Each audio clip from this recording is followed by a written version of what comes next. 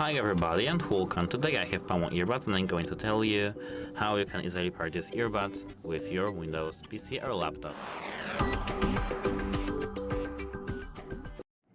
At first we have to click this Windows settings icon at the bottom with the right button on our mouse and click settings. Here we have to enter connected devices and now here devices. Here click add device button. And now you have to disconnect your earbuds from the previous device. Here, let's wait until we see our headphones, but if we don't, we have to place them in the case and remove them back.